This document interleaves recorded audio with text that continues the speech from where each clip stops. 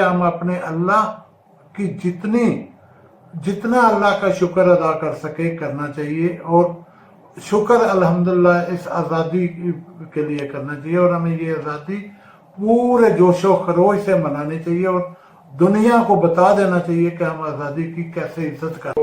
UAE में हैं और पूरी दुनिया में बाहर हैं और पाकिस्तान में हैं, सबको यौम आज़ादी मुबारक हो, 14 अगस्त का दिन मुबारक हो।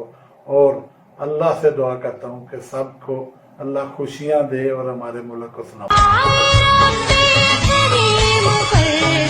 हमारा परचम, ये प्यारा परचम।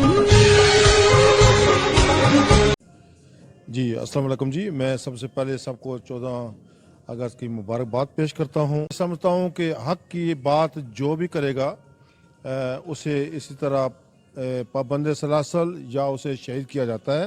ये पाकिस्तान की तारीख है। मैं समझता हूँ कि हमें असर नो ज़्यादा लेना चाहिए। क्या बाद मर्ग, बाद शहादत के हम किसी को सराएंगे? नहीं, हम जिंदे बंदे को, जैसा मियाँ मोहम्मद नवाज शरीफ है, उनके कामों को हम चेहरा नहीं देखते, उनके कामों को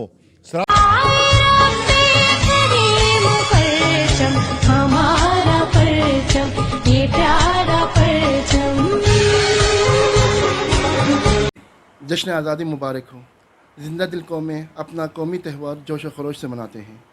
मेरी जानब से तमाम ओवरसीज़ पाकिस्तानी और मुत्तहिदा अरब इमारात में रहने वाले तमाम पाकिस्तानियों को दिली 72वीं आज़ादी मुबारक हो। शुक्रिया पाकिस्तान। पाकिस्तान जिंदाबाद।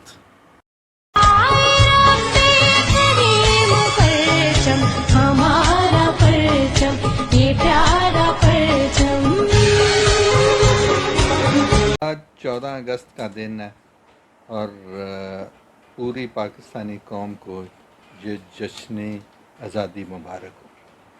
और मेरी तरफ से अहले पाकिस्तान और ओवरसीज़ पाकिस्तानी के लिए ये अजीम दिन मुबारक हो। मेरी तरफ से सारी हुकूमती मशीनरी और सियासी जमातों को मेरी तरफ से ये अजीम दिन हमारा परचम, ये प्यारा परचम। मुबारक हो। जो लोग आज़ाद नहीं हैं उनसे आज़ादी की कदर और कीमत मालूम करें तो आपको पता चलेगा कि आपको अल्लाह ताला ने किस नेमत से नवाजा हुआ है। मेरी तरफ से तमाम पाकिस्तानियों को यौम आज़ादी मुबारक हो। अल्लाह ताला सब पे अपना फजल व करम करे। आमीन।